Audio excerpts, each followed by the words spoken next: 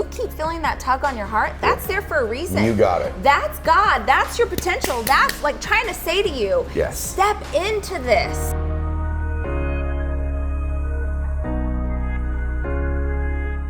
That is your heart, like begging your mind to like get out of the way. Like, come on, man, yes. we were called for something. I get so fired up about this.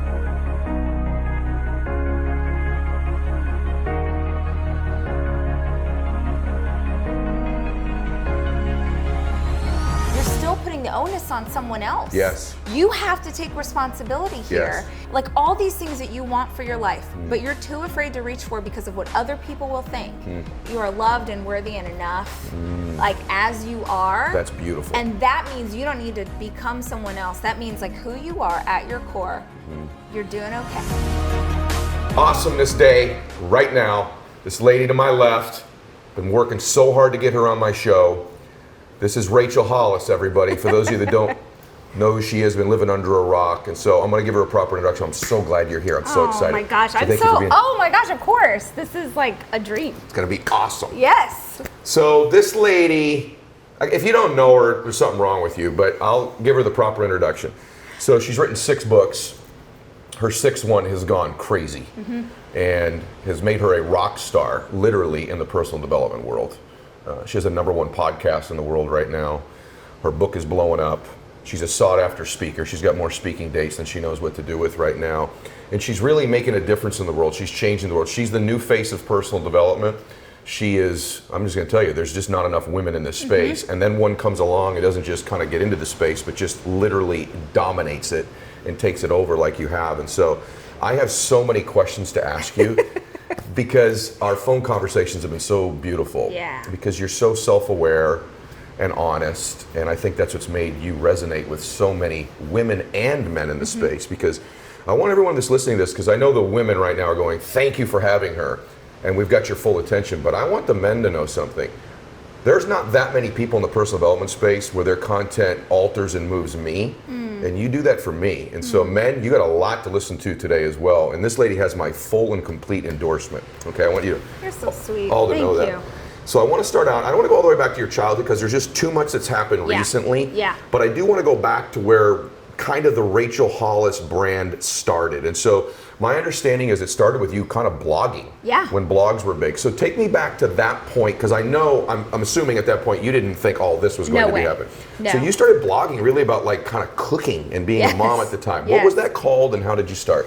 So I owned an event planning firm in Los Angeles for a long time, and I was starting to feel burnout. I had built this company. I had gotten the clients, that big celebrity clients, and had the fancy loft office and the team of people, and I didn't love it. Like I just was really burnt out, searching for something else. And this was like end of 2007. So this is the early days of blogging. Yeah. And everyone was talking about blogging, and I thought, well, shoot, I'll try that. Did you have kids yet?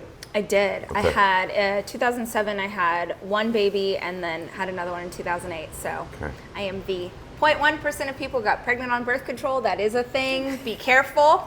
What happens in Vegas does not stay there. His name is Sawyer. He's 10. That's awesome. That's awesome. But yeah, so I started blogging, have little kids, just sort of trying to figure myself out, and it was the worst. Like it was the worst blog you've ever read in your whole life. Didn't know how to take a picture, didn't know how to write, none of it. Not even my mom read it. Was it called Chic? So my company was called Chic Events. Chic Events, and then it was called, it was like .blogspot. It was My Chic Life. That's what it was. Okay. So I start blogging, and I figure it out, and I start to build up a little bit of a following. And I'll never forget, Eggland's Best Eggs reaches out, and they say, we want to give you $250 if you will put our eggs in your next recipe. And I was like, hot damn. We are really rolling now. So I'm like, yes, I will put your eggs in my, So that was the first time that I realized that brands would pay for the opportunity to get in front of your audience. And because I had worked in this space with corporate clients for the longest time on the event side, I immediately started thinking of how can this be bigger.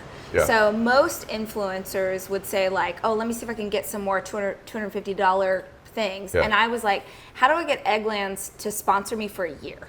How do I get that? How do I go to on a bigger scale? How do I pitch something bigger? So I feel like we really had success in that space because from the very beginning, I was trying to make it where I didn't want to be an event planner anymore. Yeah. And I needed something to make that money for me, so it became blogging. But it's interesting because the event planning thing, like we both say something. One of the things I love your content because some of it overlaps with you and I.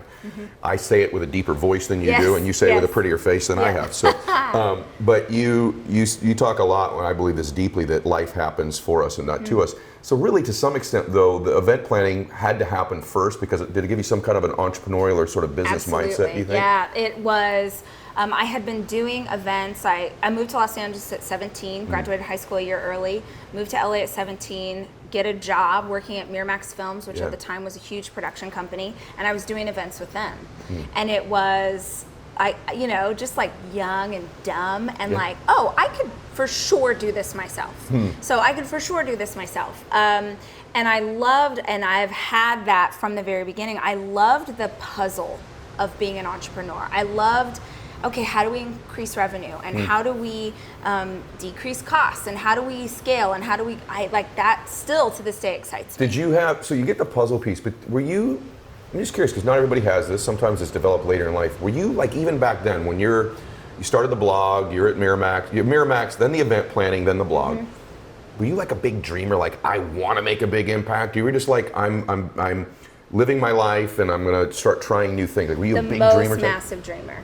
Oh, wow, okay. The biggest dreamer. From the time I was a little girl. So I had a pretty hard childhood. Why? You're the baby. I'm the baby of 4. Why was it hard? My parents' marriage was abysmal. Like the entire time I was alive and they were together was abysmal. Dad has a really bad temper. So I'm the daughter of a Pentecostal minister, and we were that, like, everything looks perfect on the outside, and on the inside, punching holes in the wall, screaming. So it was really hard. My older brother was schizophrenic. When I was 14, he committed suicide, and I found him.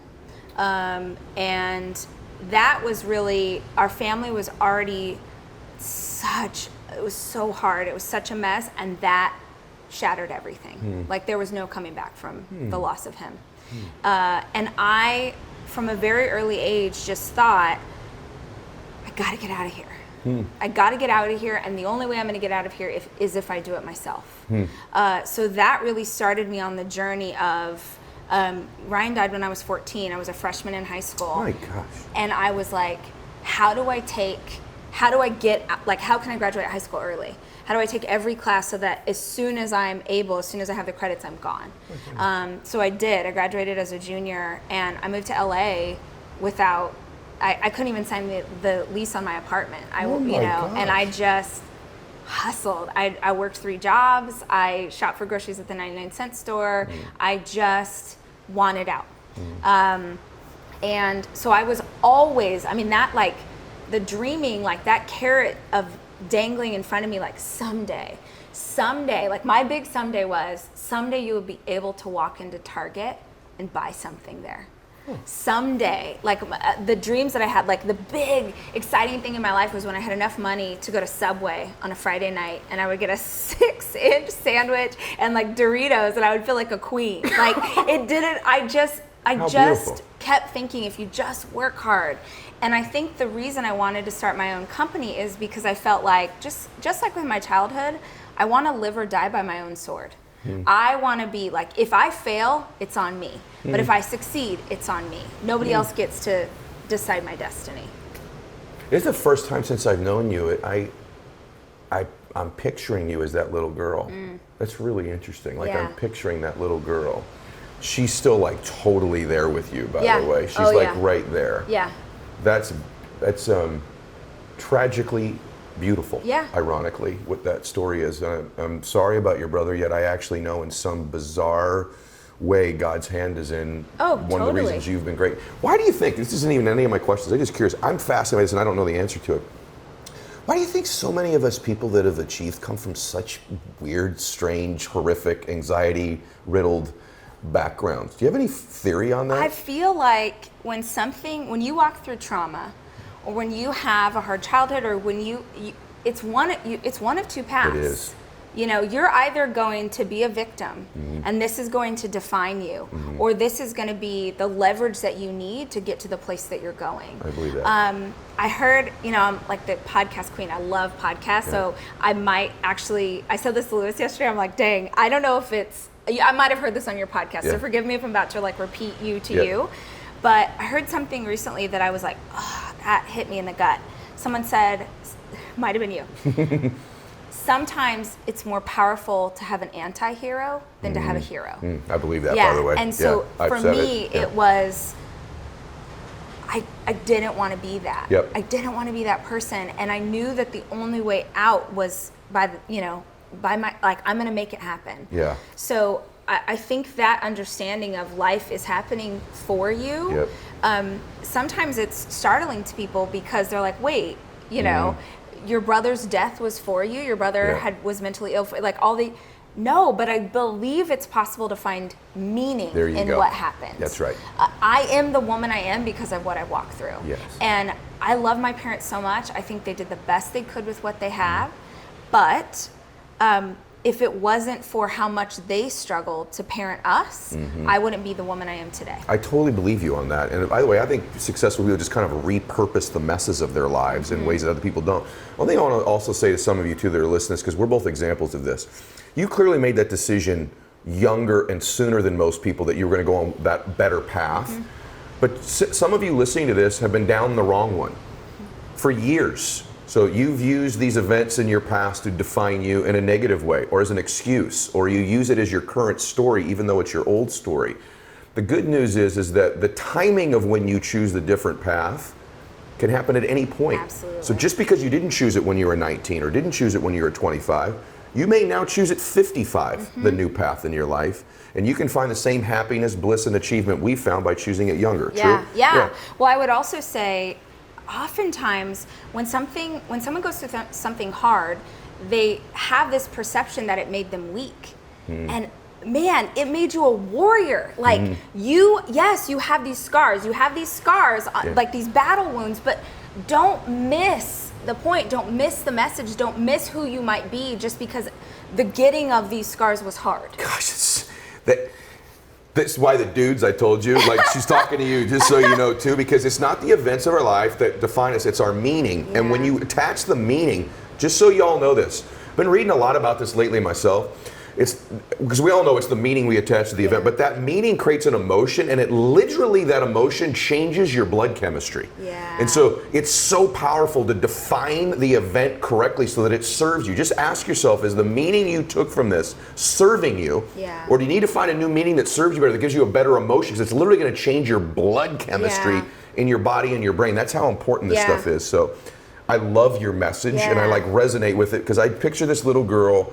It's just interesting because I'm a little bit older than you, but I picture the anxiety in my home too. And if you'd have gone back and put a camera behind our front door and seen some of those days where I was in such turmoil and stress as a little boy, and then you switched the camera and you went into your home and saw this precious little girl going through what she was going through and said, hey, both of you are going to end up at Oceanfront and Laguna Beach someday, teaching people how to live better lives and be happier. So God uses each of us in such beautiful ways that we can't even begin to imagine when we're going through these things. And He is using you. I mean, I just love how He's using you, and I love that you embrace that. I also love, I want to shift a little bit from the blog to now. Yeah. But one of the things that I find also is you're a personal development addict, an improvement addict, so am I.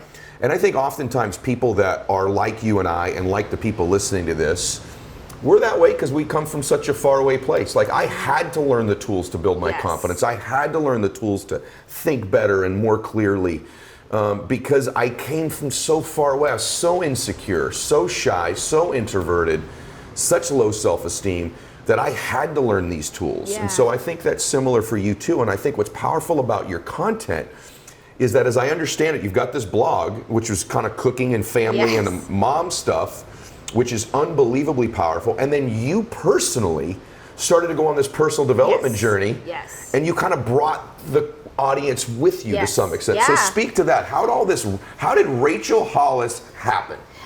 It started with anxiety. I Okay. was about 5 years ago, I started having debilitating anxiety attacks. And I had a team of people who were counting on me at work, and I could go to work and I could function, I could take care of my kids, and I would get in bed at night and just freak out. And my husband had never experienced anything like it. He would say, babe, what's wrong? And I'm like, I don't know, but it's bad. And it got so bad that I felt like I was probably going to have to be on medication. And I so support, if you need to be on meds, take your meds, do what you need to do. But I had in my family and my extended family a real history of abuse with that. And so it's almost petrifying to me, the idea of having to make that choice. So I was like, sister, you're either going to get past this or you're going to have to go that way.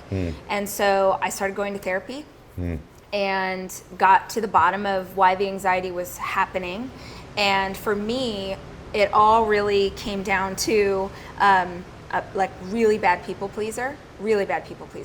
So I had to identify my trigger. I had to understand that if I felt like someone was mad at me or if I felt like someone was disappointed in me, it would derail everything.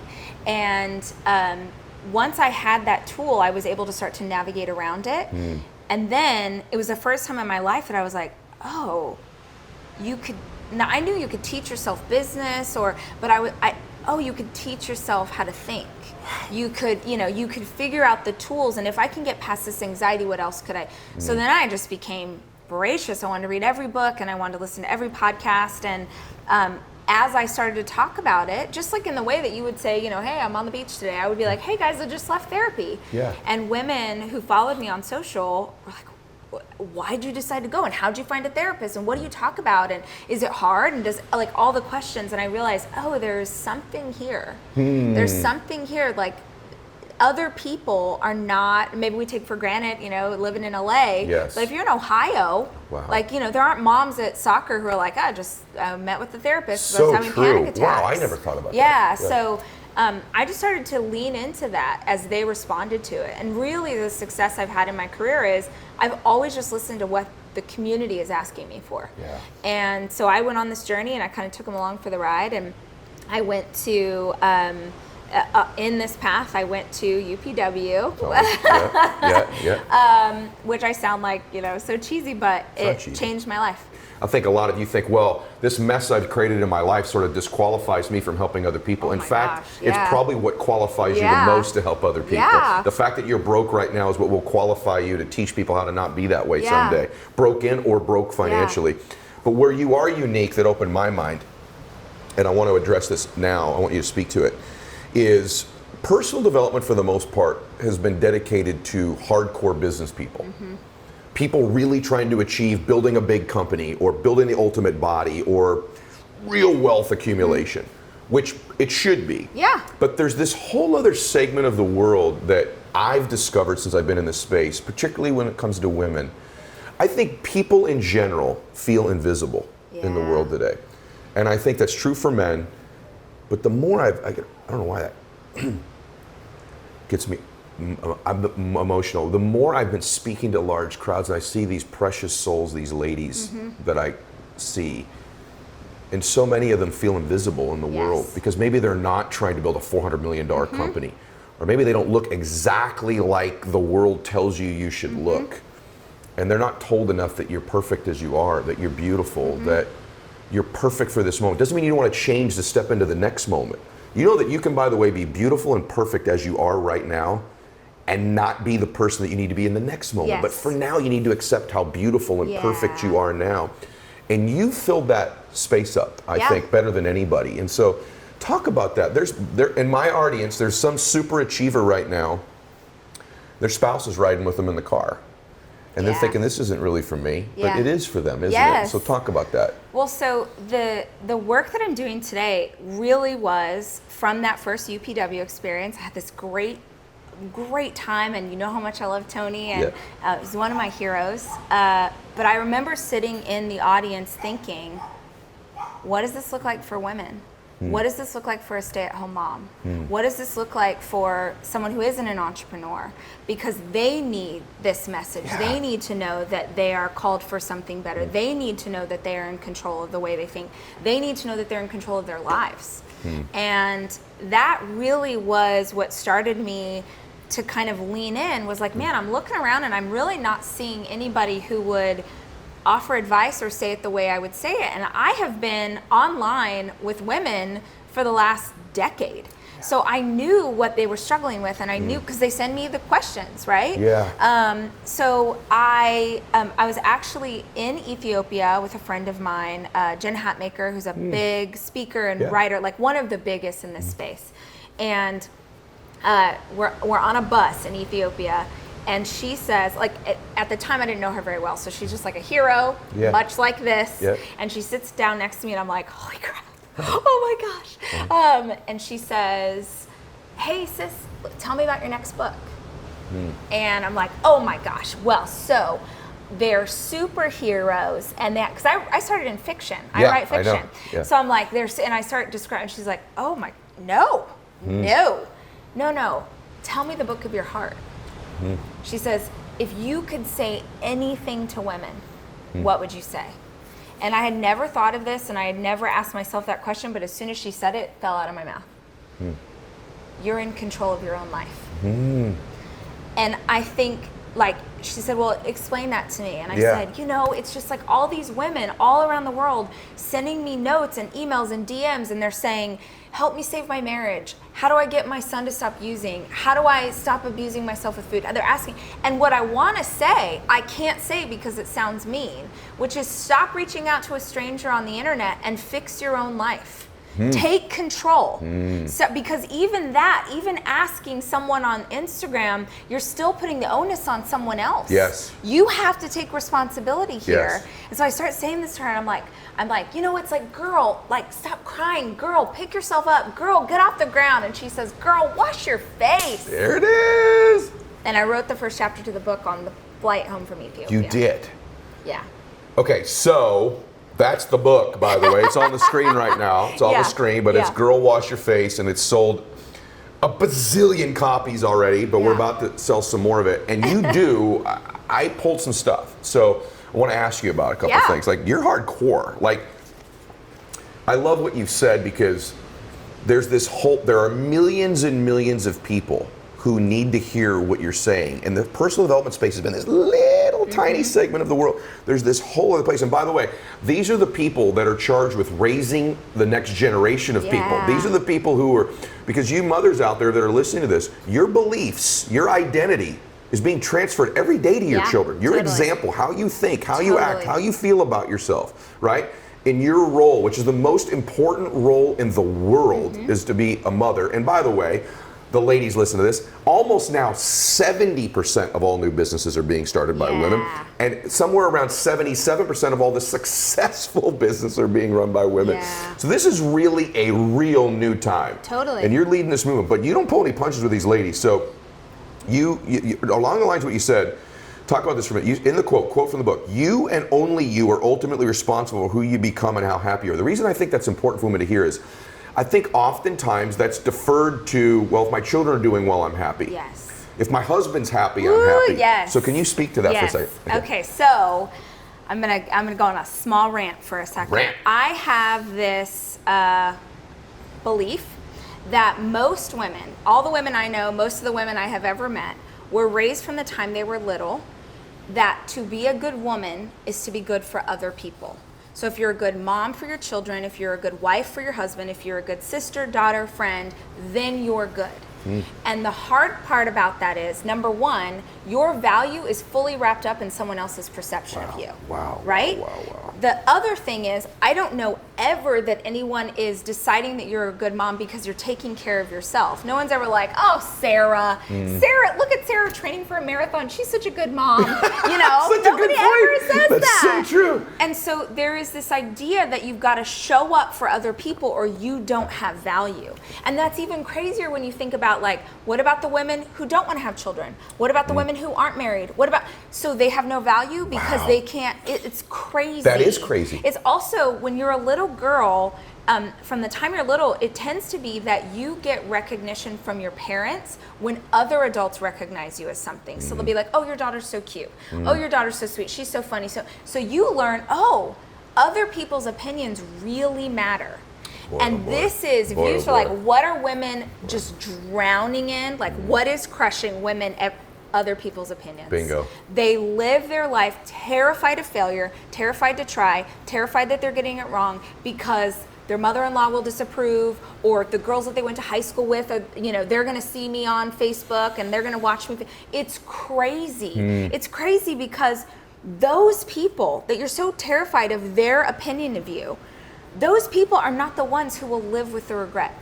Those people are not the ones who can't afford to take their kids on vacation. Those people are not the ones who are struggling for, like, all these things that you want for your life, but you're too afraid to reach for because of what other people will think.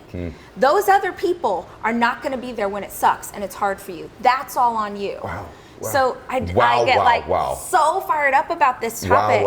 And I also believe, like, so most little boys, I know not everybody, but most little boys are taught this idea of, like, you have potential. You're supposed to reach for that potential or try and be a better version of yourself. And frankly, most little girls are taught, to reach for men. Like, hey, find yourself a husband and then you'll be doing well. And this, I believe in my heart. Like, have you ever seen those movies? Of course you have. Where, like, someone, like, gets bit by a spider or they take a pill or whatever, and all of a sudden they have access to all of their mind instead of just a small percent. I feel like that's what's happening to women in the world. Consciousness is changing. Like, if they just took, like, even if the smallest percentage of women, even if just the women who are listening to this took one single step in the direction of who God calls them to be, I think that the results would be atomic. My gosh, like, the way you just said that, I had not completely really thought about how a little girl is programmed to be that way, and how a little boy is often programmed the difference. I have this philosophy too, I don't know if you share this or not, because I want the women to hear this. I think the symptom oftentimes is our addiction to other people's approval. I feel like the disease sometimes is we don't have our own. Yeah. We don't feel like God has our own, and so we seek it outside of us. Now, what you've said that takes it a level deeper for me is that this is programmed since I was little, right? I didn't just become this way. It was sort of, I was told that my value is if other people approve of me, right? So I think it's an internal game. I think the way you change that isn't just deciding, I don't care what other people think. I think that layer past that is, I need to begin to think better of myself. I need to begin to build my self-confidence.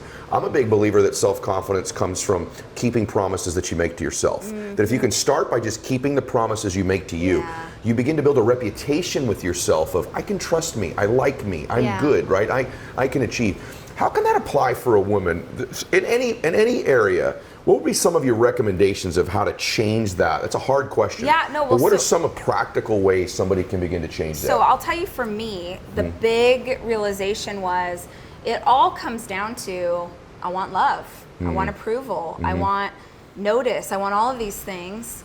And I was drowning. This is where the anxiety came from. I had this desire in my heart to be an entrepreneur and build something big and write books and do these things. And our family, our extended family on both sides, wanted me to be a stay-at-home mom. And they really, really struggled and were very vocal about the fact that I wasn't, because that's what their lives looked like. And so for me, I was just drowning in that feeling of, I think I'm called to do more, so I will pursue this version of more, but I'll do it kind of in secret. Incognito, like, almost. I'll work really hard, but I won't ever talk about it. And I was being pulled in too many directions.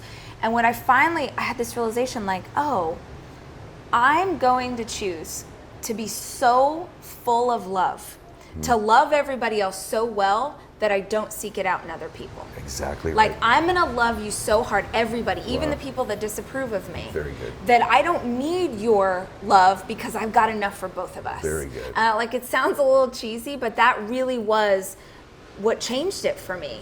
Was, you don't have to keep chasing this thing.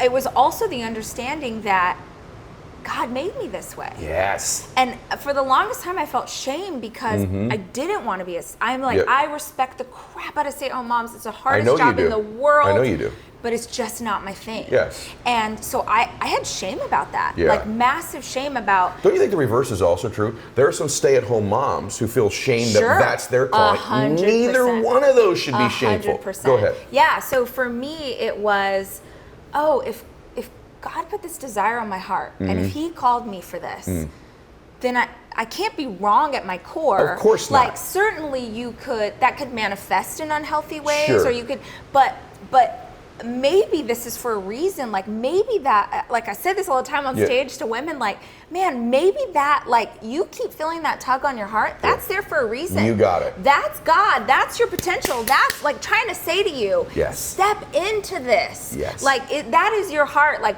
begging your mind to like get out of the way. Like, come on, man, we were called for something. So for me, that understanding was like, you know, you are loved and worthy and enough, like as you are. That's beautiful. And that means you don't need to become someone else. That means like who you are at your core, you're doing okay. Yeah, that is so beautiful. It's amazing you say I just want to acknowledge a few things. Like, I love that. And no one's ever said that to me ever. And some of the stuff you say gets me, girl, just so you know. Because I over these years of seeing all these precious, beautiful women in the crowd and them struggling with feeling guilt. Like men don't have that. Like men, whatever we want to change, we have no reason to feel guilty about. Yeah. And men listening to this, let me say something to the men listening to this.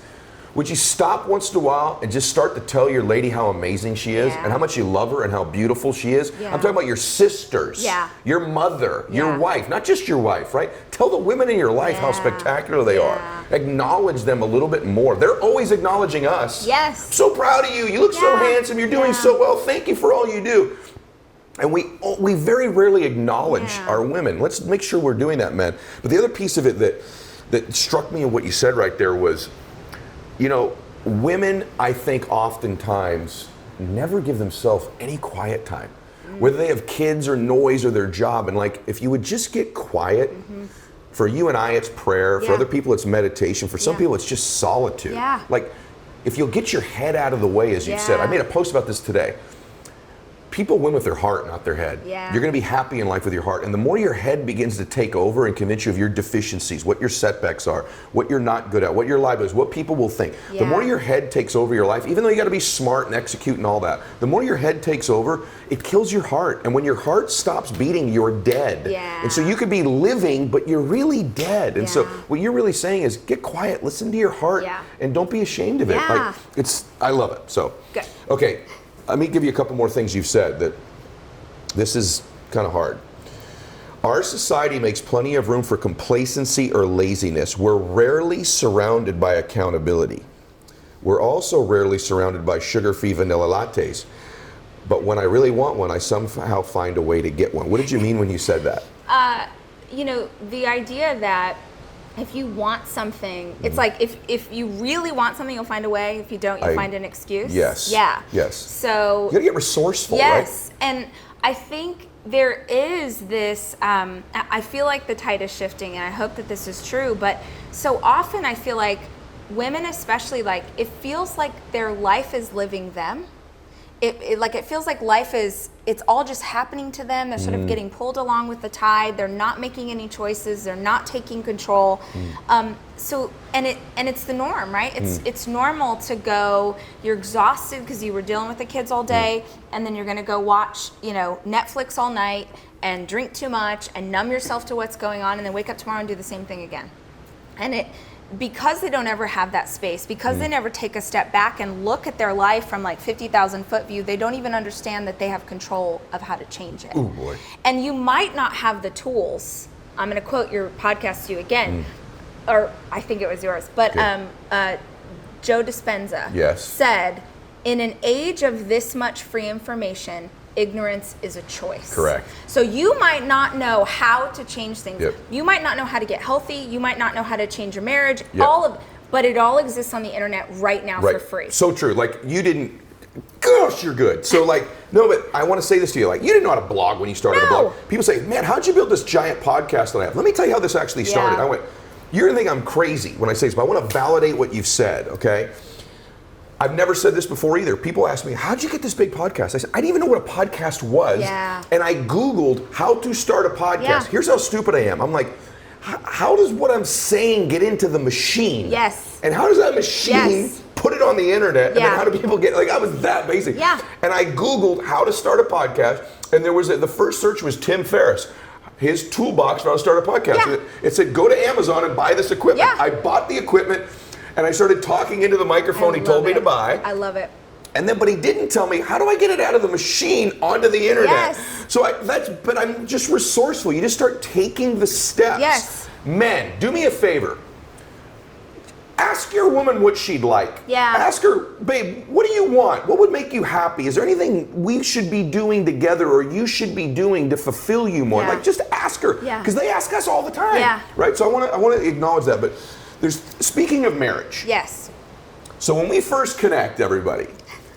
I forgot about this. Okay, I get this email from her that says, before I say anything, I want you to know I'm very happily married and blah, blah, blah, blah, blah, blah, blah. I'm like, well, okay. She goes, I know maybe I don't need to say that, but I'm just going to say this to you. Yeah. And I thought, no one's ever sent me that email before. Yeah. And I thought, if I were your husband, I'd feel so blessed that my wife cherishes our relationship to this extent. Dave's probably didn't even know you did that, but Dave, that's what she did when she first emailed me. What's made your marriage work? Are there any things you'd say, like, 'cause you have a normal marriage like I do, it's not perfect every single day, but what has made your marriage work and why is it such a gigantic, obviously it's a huge part of your life, but how's it work? I would say in that exchange, it was the first time I was sending you a note, and it wasn't just about being respectful to Dave, it was also being respectful to your wife. Perfect. And so it's just, I just, it's like weird. Like we had not met each other, and I want to be like, I'm very normal. Love you. So I would say he is my best friend. He is my best friend, and we met when I was 19 years old, and instantly we were buddies, and that has been the core of this relationship for 16 years. And I really think I got a hard hand as a child, and I think God was like, you're gonna get the best man. Like, I'm gonna give you the best partner. He's good. He's a good guy. Awesome. He's a good guy. See that, Dave? See that? It's pretty good, He's a good guy. But I think we have had fun. We laugh every single day. Talk about happy hour. Happy hour, yeah. This is a little tool, but I like that you guys have your own happy hour. We sit out on the back patio and we look at it. We live in Texas Hill Country, gorgeous land, and we sit out with our drink and we just talk about the day or hang out with each other. We do every single week. Every week we have a date night. It's like sacrosanct in our relationship, and our kids know it. They just know, hey, mom and dad are going on a date this week. But I also think we reach we have had conversation. What are the values that we have in our marriage and in our relationship? Who do we want to be in this space? How do we want to parent? And every single day we want to reach for that. Now, certainly we don't always get there, but we are in alignment on who we want to be and the steps that we're going to take to make that happen. We don't want a good marriage or even a great one. We want an exceptional marriage.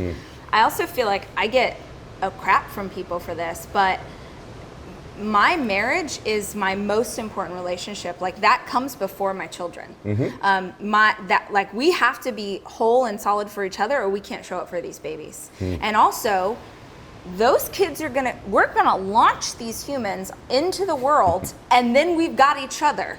So that's gotta be healthy and strong. Because I've got a lot of years left with this man, God willing. Yes.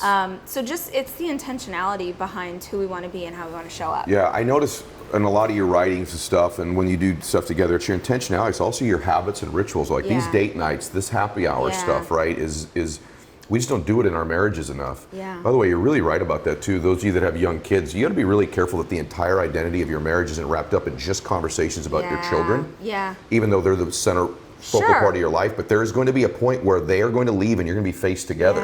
And you better have a loving dynamic and a relationship where you really have something of interest in each other too. So that's so huge. You also talk, and I hope you'll talk about this just for me, because I'm just curious about it.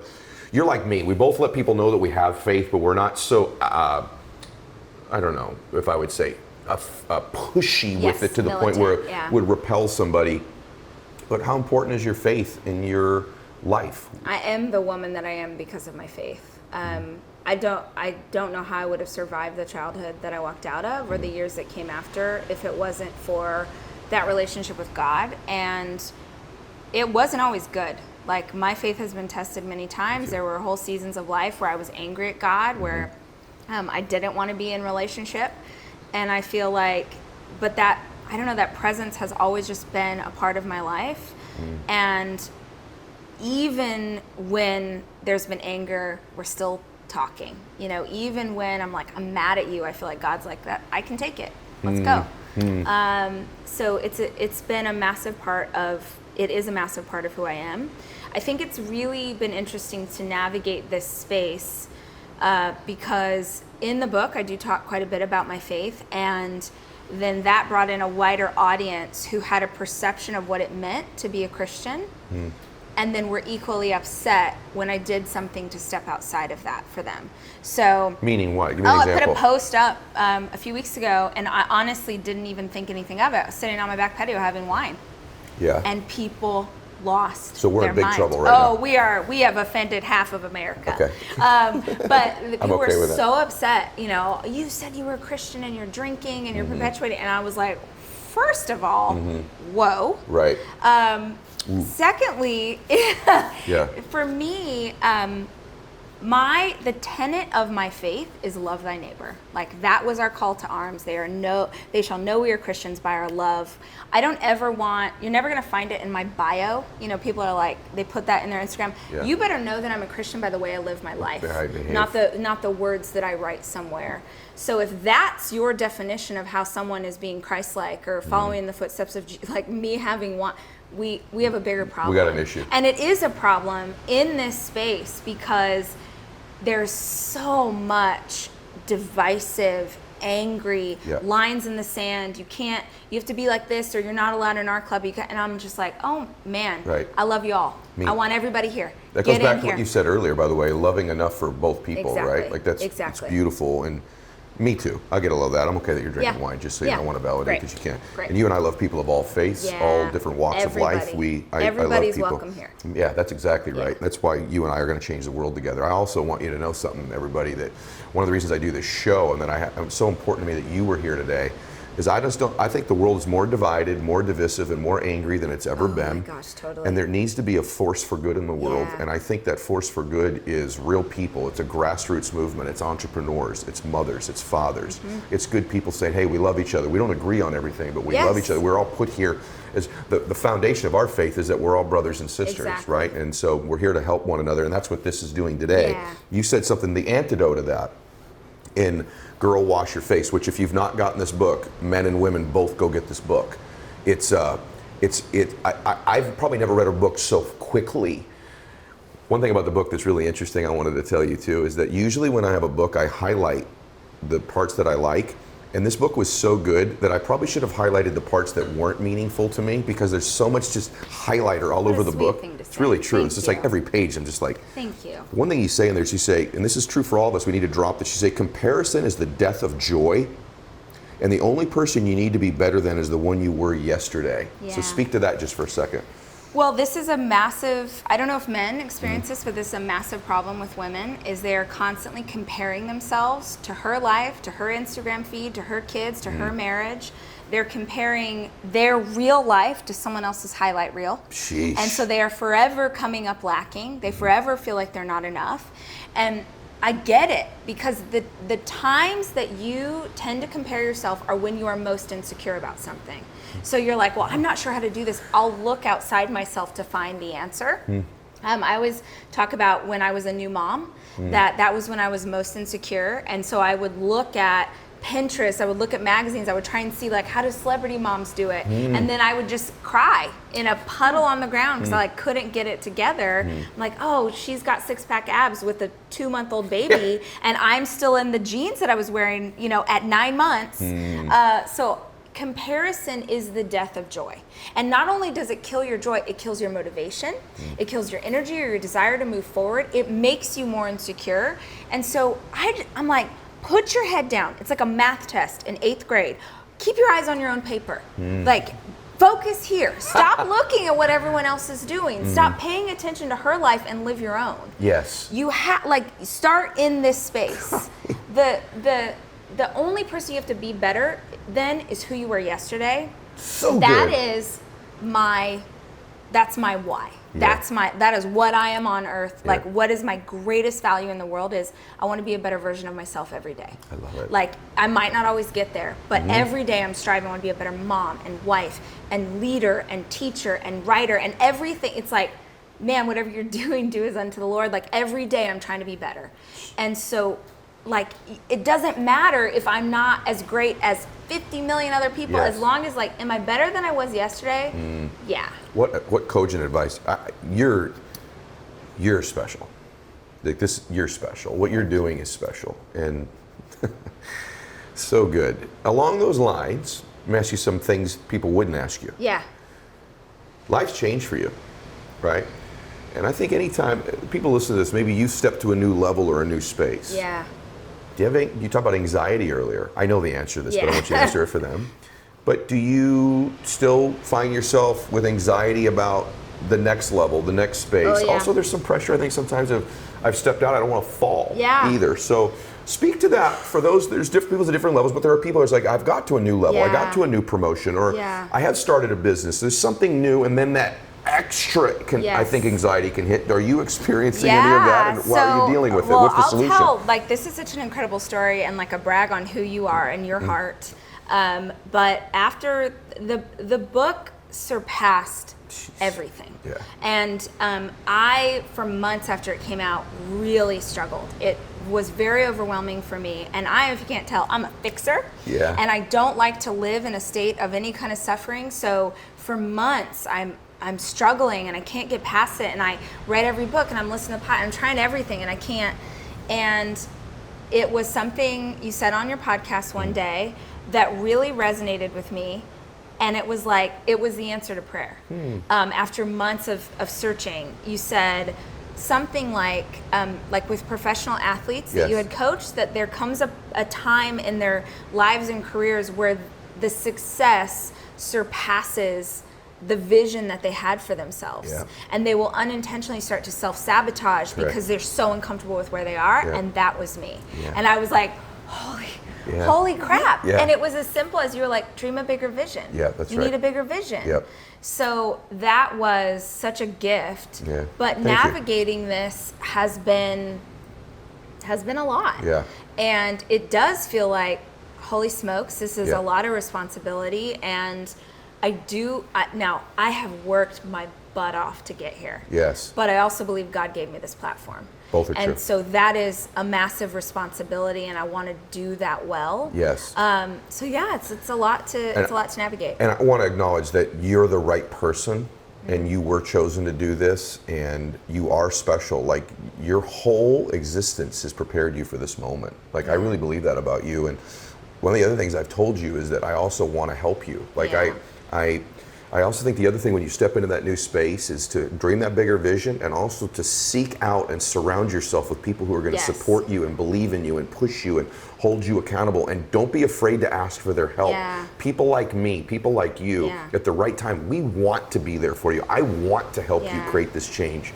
Because you're pioneering, you're trailblazing. Like in 5 years and in 10 years, there are going to be they're not going to be another you, but they're going to be other women in this Absolutely. space creating a movement, making a difference. But you're really doing it right now, Yeah. right? I'm so proud of you. And, Yeah. and people today are seeing why. Like you're just a Yeah. reservoir of realness, but also like real depth, real information. This content you don't hear other places. And so I'm curious for you, a couple more things.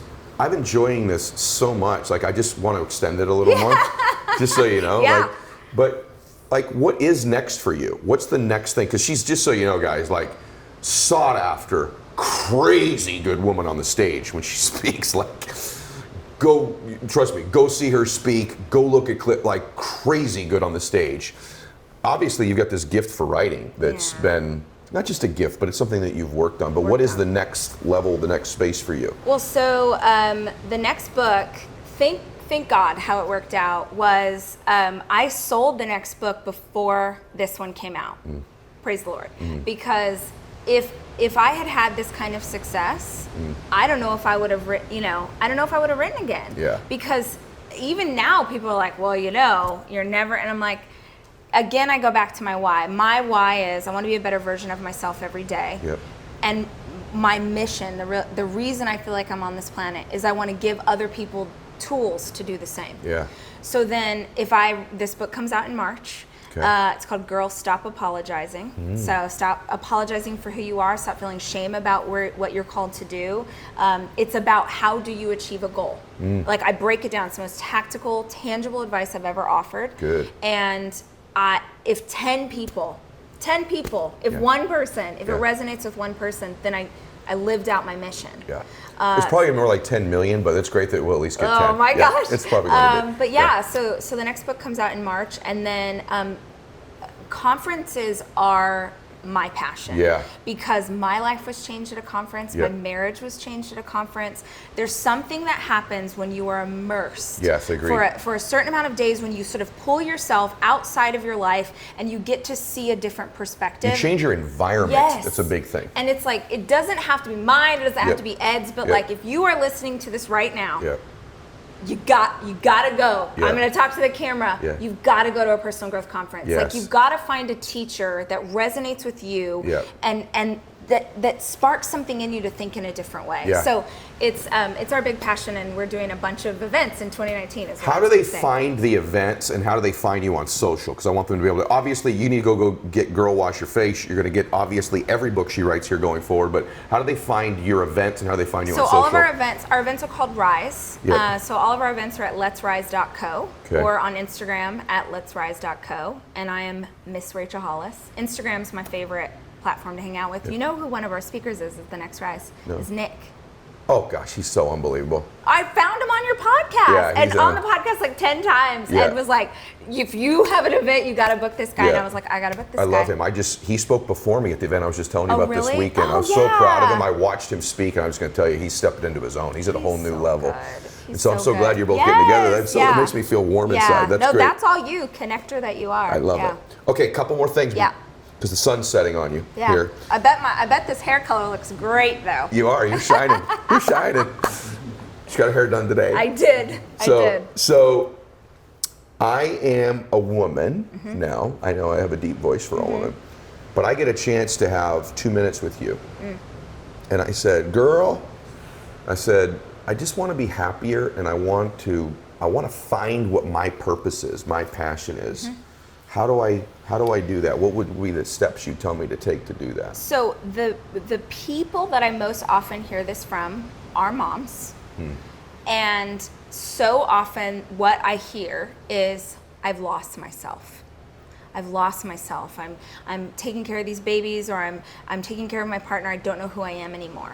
And the question I always ask is, who were you before you belonged to them? Who were you before you were their mom?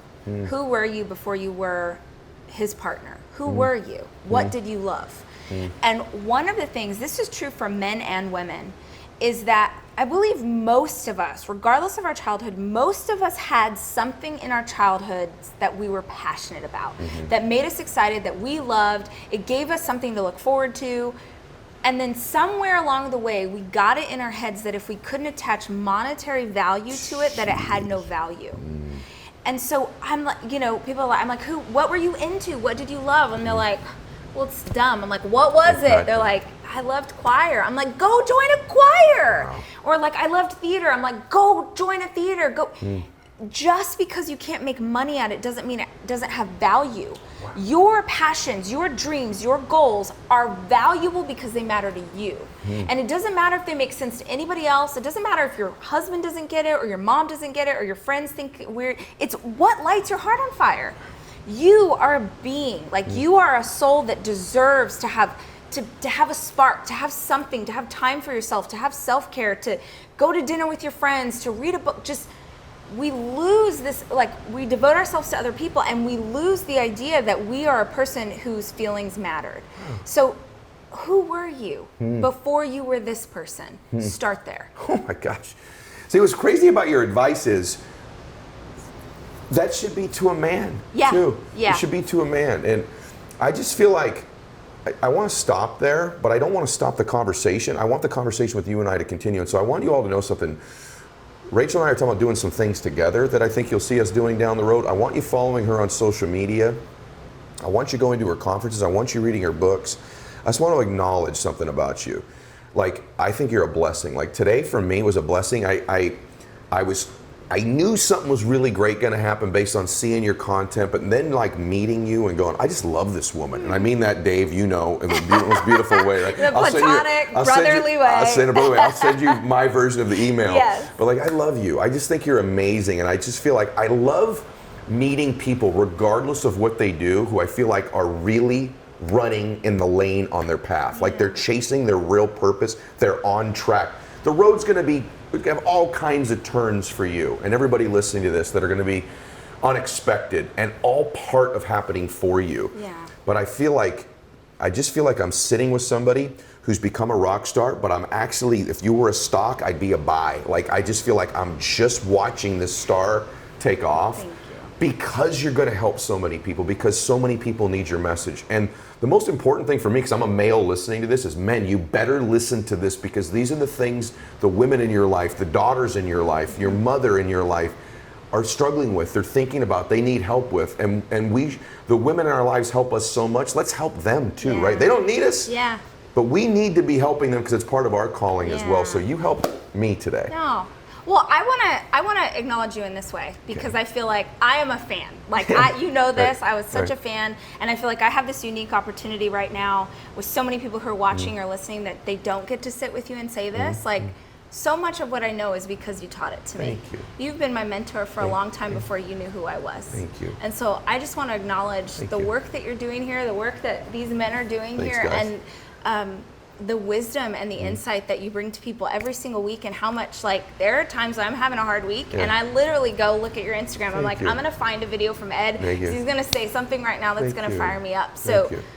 I know that you know it, but Yeah. I just want to acknowledge you Thank back. you. Like, I love it that. matters so much what you're doing, That's- and I'm so appreciative of it. I sense that, and I appreciate that, and I'm always a text or a phone call away for you too, Yes, as you know. I know So that. thank you for today. Oh my gosh, thank you. Like, it flew by. And I've never done an interview like this before. This is unique and it's different, and the conversation was different, and your answers were different, and they were correct and right on, and helped me, to be honest with you. I'm thinking about Bella. Yeah. As we were talking, I'm thinking about my little girl, and there's just some things you said today. I can do a better job with her and supporting her, and Yeah. I have a deeper understanding of maybe some of the things she's thinking and going through. Yeah. And I got that from the book, but I got more of it even today. So thanks so much. Like, honestly, guys, I hope those of you that listen to this today, I know what you're all thinking. You're like, how do I get more? And so I want you following her. You've got where to find her. And then obviously, you know with me where to find me, or you wouldn't be listening to this. I just want to remind you all, if you enjoyed today, tell people about it. Spread the word, share it with people, because I want more people to know Rachel. I want them to know her message. I want them to know who she is and what she stands for. Most importantly, I want people in the world to know that people like Rachel exist and that they can find her. And so you found me. Subscribe to the podcast if you haven't done it, if you're listening to it. Subscribe to the YouTube channel if you're watching. Every day on Instagram, I do the 2-minute drill. 2-minute drill. You haven't won yet? By the way, Dave won once. Her husband won once. But Not on purpose. Not on purpose, but we did. It was a weird deal. But we have a 2-minute drill on Instagram every day. If you make a post, if you make a comment to my post in the main feed, the first 2 minutes with the hashtag max out, cool stuff happens, because we pick a winner every day. Yep. If you do it in the first 2 minutes, you can win gear, my book, sometimes the coaching call with me. I might tweak someone like Rachel. I'll do it. She'll do one, so you get a 15-minute call with Rachel. Yeah. And then if you miss the first 2 minutes, as long as you just make one every day, we pick someone who makes one every day at any time. So thank you for that. You get 15 minutes with Rachel. Now you know you're going to comment. So please do that and continue to max out your lives. And God bless you. And thank you, Rachel, so much for today. Oh my gosh, this is the best. It was awesome. Max out, everybody.